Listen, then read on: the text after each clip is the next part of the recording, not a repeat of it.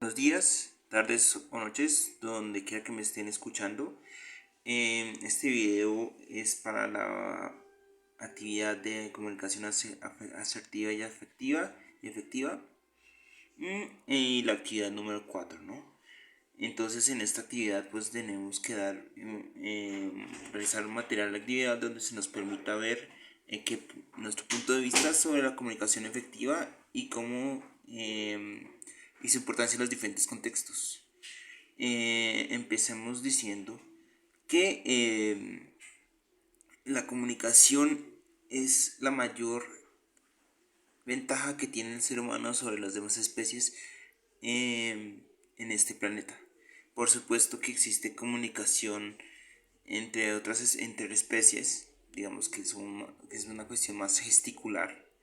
Los chimpancés y los bonobos son un ejemplo claro de lo que estoy diciendo, pero la comunicación tan estructurada que nos ha consolidado como sociedad y nos ha puesto en la jerarquía a nivel biológico, eso es un rasgo meramente humano por el momento.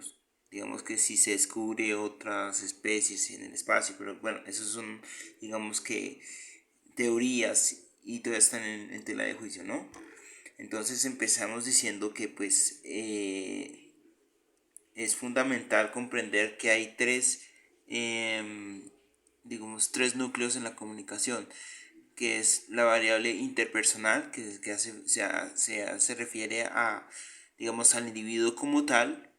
La variable intrapersonal, digamos que es cómo me relaciona eh, con las demás personas, eso también es un factor fundamental. Y por supuesto tenemos el factor sociocultural, que es definitivo para cualquier componente social, como la cultura define las expresiones y la comunicación desde los diferentes lenguajes e idiomas hasta la gesticulación, porque cada cultura tiene sus expresiones eh, diferentes y únicas para este formato, ¿no? Eh, bueno, existen diferentes máximas.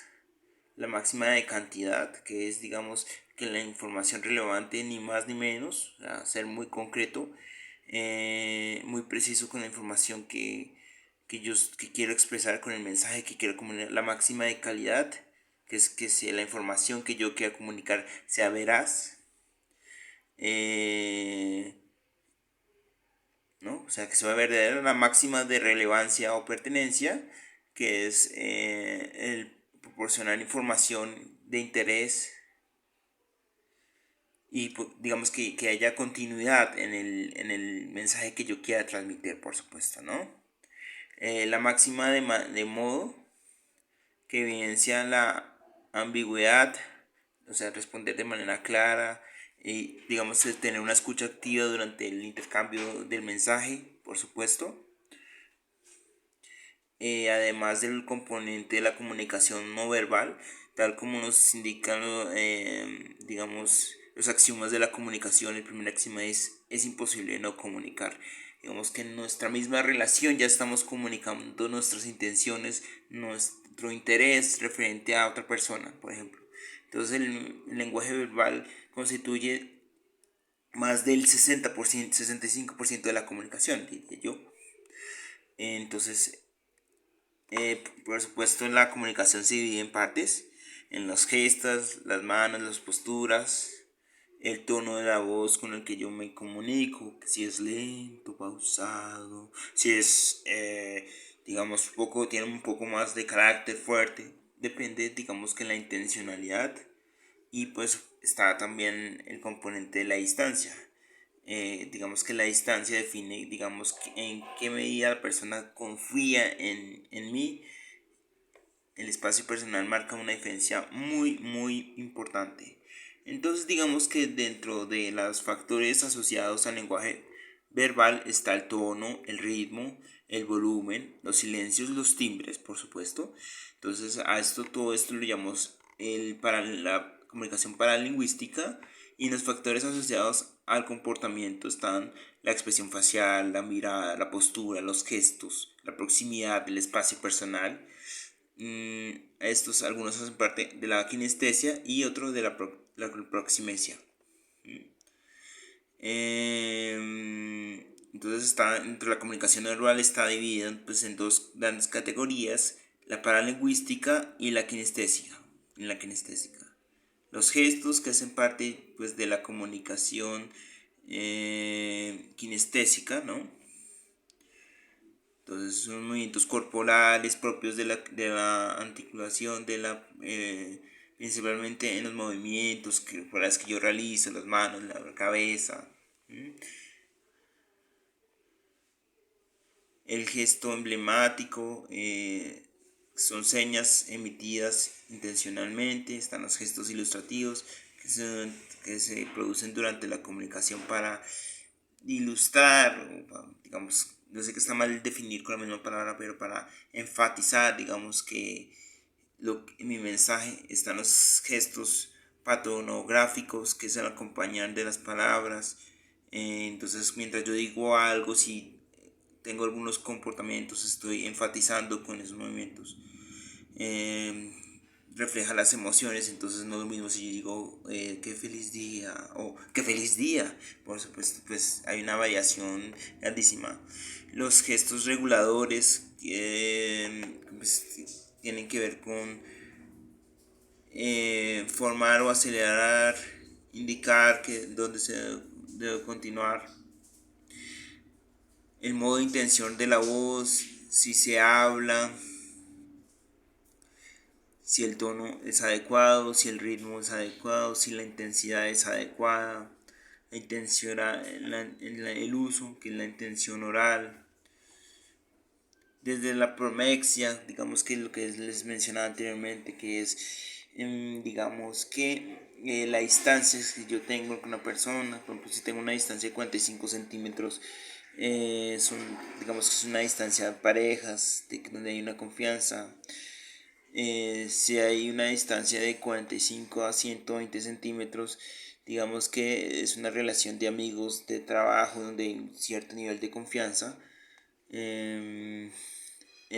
Por supuesto también hay una distancia más separada de 120 a 360, donde digamos que es que compartimos el espacio, pero no estamos lo suficientemente cómodos o conformes con eso.